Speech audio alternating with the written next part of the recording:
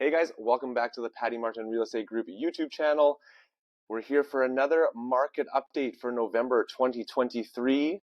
How's it looking out there, Patti, before we dive into the numbers? It's a different market.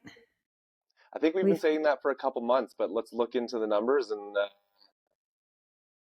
peel back the onion, as they say. Well, we're seeing it on the ground now. We're seeing it as we put things on the market. We're seeing how buyers are perceiving the market and deciding that it's changed and making that a reality for the sellers. It's interesting out there. Very interesting. Yeah, I think it goes both ways. Sellers as well there's a hesitancy on their end too. They could be missing out, but let's see.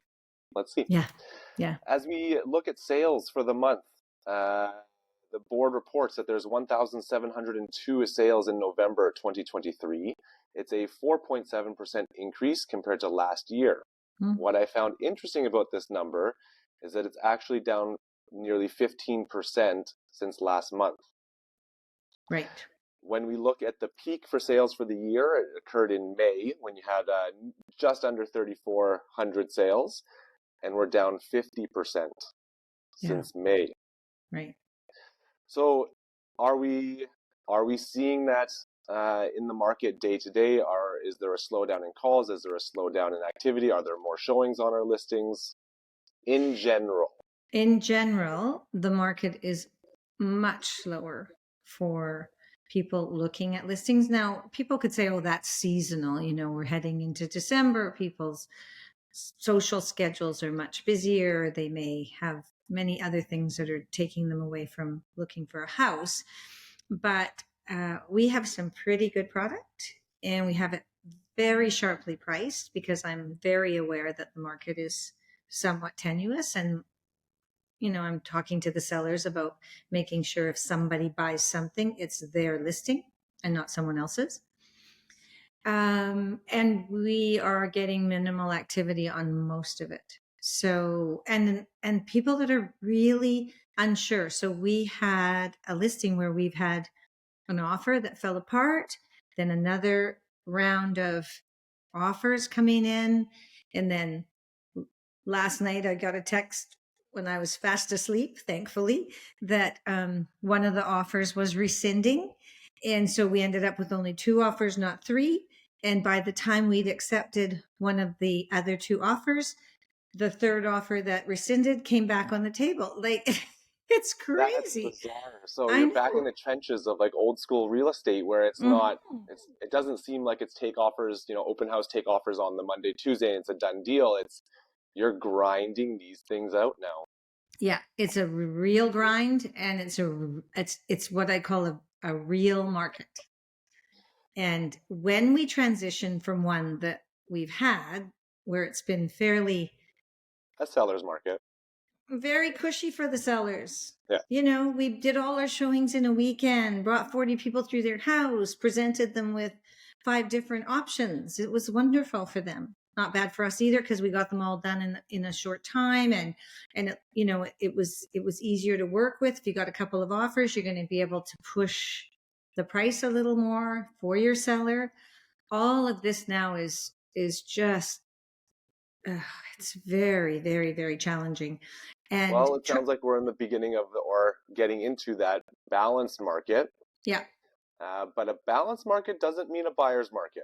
No, and that's where there's some confusion amongst the buyers. So we're seeing with the buyers, oh my God, the sky is falling. We're going to get the best deal ever, and it's not happening because, of course, we'll give you some. Go ahead. The sellers. I think I have another listing that we have, and we've had some just terrible offers on it. And then I analyze, okay, why are we getting these offers? What do people think is happening? And then I compare what else is there to buy. If it wasn't this property, what else would the buyer buy? There's nothing. So I say to my sellers, just wait another week, see what happens, because someone's going to notice that there's nothing and actually write an offer that makes sense. And that's exactly what happens. But when you're transitioning, it takes more time. Yeah. We're seeing a tug of war between buyers and sellers. let's make a few points about that one once we look at inventory, and then maybe our market predictions for the next few months. There's a few points that I think would really help buyers get into this market, because now really is the time. But we'll get into that. When we're looking at newly listed homes for sale on the MLS in Metro Vancouver, there was 3,369 homes newly listed. So this is up about 10% since last year. But when we look compared to October, so last month, it's down 27.8% for new listings. Yeah.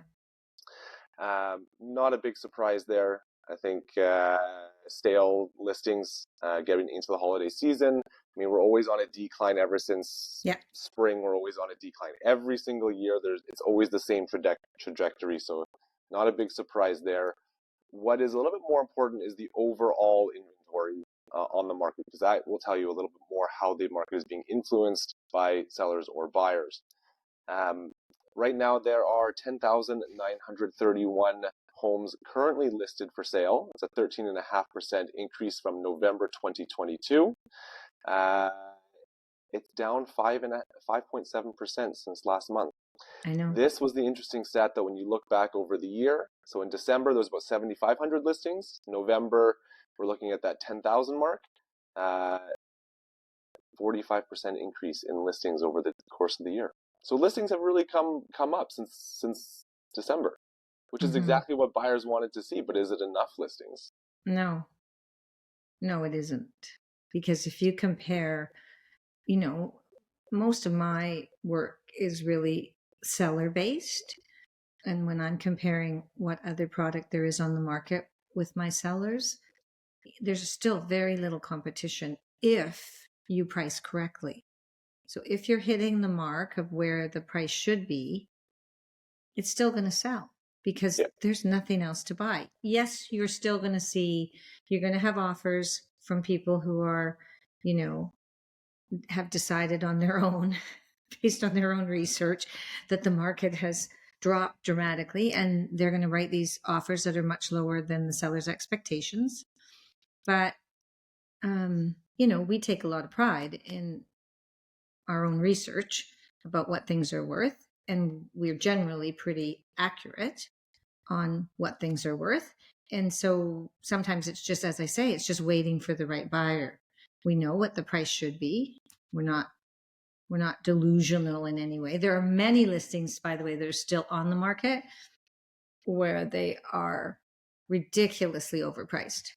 And if that's even 10% of the inventory, that's a big chunk of how many homes there are for sale. That's a big chunk of your individual markets, because right now this is only 11,000 listings across Metro Vancouver. But if you narrow it down to, let's just say, Richmond, there's only 118 detached homes currently listed, 67 townhomes, 213 apartments. If you look at the skyline, they are filled with homes. There's only 213 condos for sale. That's not a lot. No, it's not. And if you're a really serious buyer and you've been watching the market, and so that you're informed and you've done your homework, you've seen everything, and as it comes out, if we put a listing on the market that's priced correctly, you are going to put an offer. Well, you're going to go see it. You're definitely going to go see it. That's for sure. And it might take a week. I mean, if you're a buyer right now, it's an opportune time because you're not competing, but you still have to pay market value. It doesn't mean that you're suddenly won the lottery and everything's down 25%. That is not the case. But you have far less competition in the market, and you have a much better chance of securing the property. But that's where the buyer is going to save. That is potentially where the buyer is going to save money. One, if they're the only buyer, they could negotiate. They can. Two, you can negotiate terms. You can negotiate a longer subject removal, possibly. But more importantly, longer closing. Yeah, longer closing. You could, it's important to determine right now where you are for financing in terms of a buyer, because buyers right now are still saying, and it's true, interest rates are up, homes are, on a monthly basis, homes cost too much. Like the monthly payment on a home is too much. but you have the ability to negotiate a variable rate. And I think right now would be the opportune time to take that variable rate. Yeah, because we're talking at least by the middle of next year that the rates will start to come down. And so it's So very short term. Like what's it 6 is. months? I mean, I don't know if they're going to. If you're actually saving and you're actually getting a home for less than they were selling for, it probably, if you did the math, I mean, you can do the math. Actually, you can look at what something might have sold for 6 months ago versus what it's selling for today, and then factor what you're paying in interest costs. And I think it actually is going to come out in favor of the buyer buying now, securing the property that they want without competition, and then renegotiating or just taking a short term or a variable rate. Yes, absolutely. So here's my question.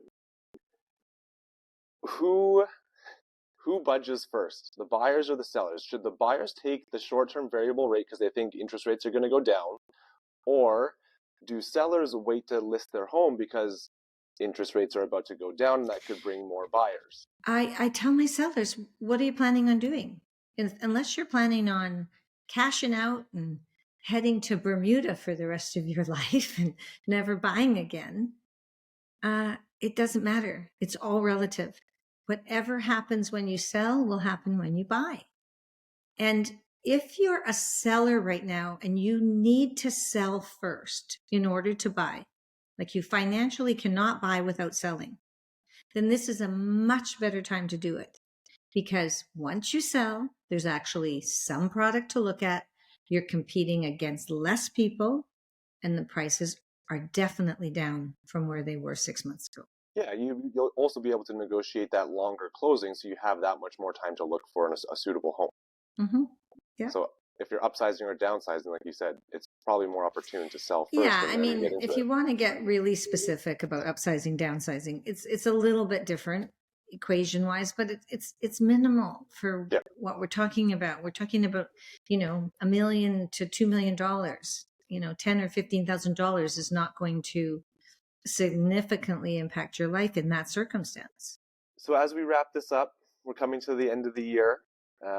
Any market predictions, let's say for the next 4 to 6 months as we kind of gear up and get into that spring market? What are you thinking is going to happen?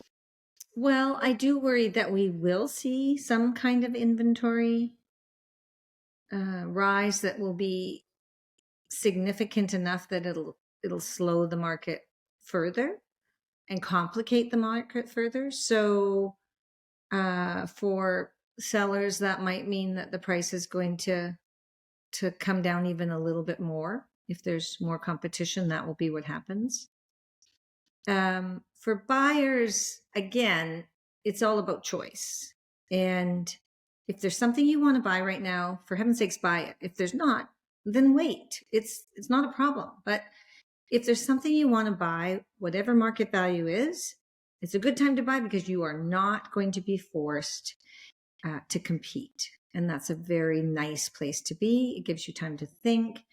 Think back 6 months ago when your buyer was trying to buy, a townhouse, and it was $899, and how many people were competing. And, it was like you might have been competing against 12 different offers. Where do you go with that? And then that's when we see people overpay. We see people making decisions that are rash, that maybe they're not that comfortable with. I much prefer this kind of market personally, because people have a chance to really think their decisions through and make good decisions as a result, right? Yeah, I would mirror a very similar message to that. I think there will be an increase in inventory. I don't think we're going to get to that 15,000 level point that we kind of need on the board. So I think we'll hover around the 13,000 for quite some time. Prudent buyers will do their diligence getting financing. I think they'll start to take the variable rate as we predict rates are going to slowly drop.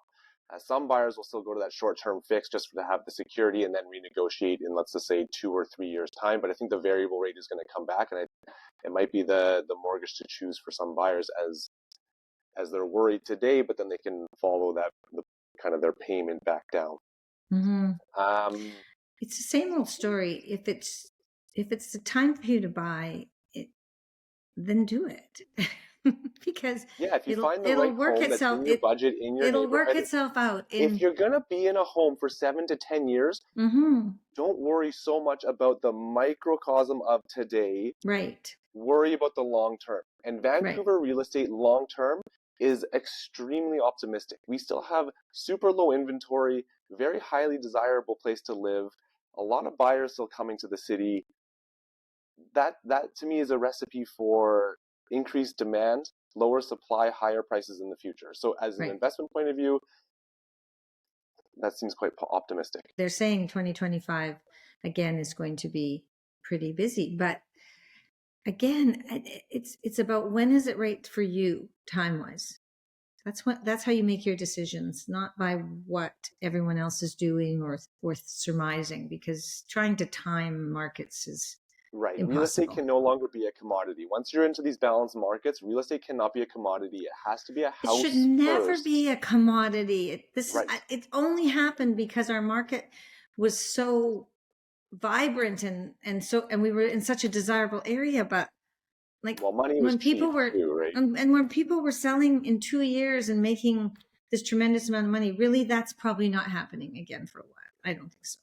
Excellent. I think that's a great place to stop there. We've given our viewers a prediction on what's to come and some strategy to at least navigate that market and make good decisions.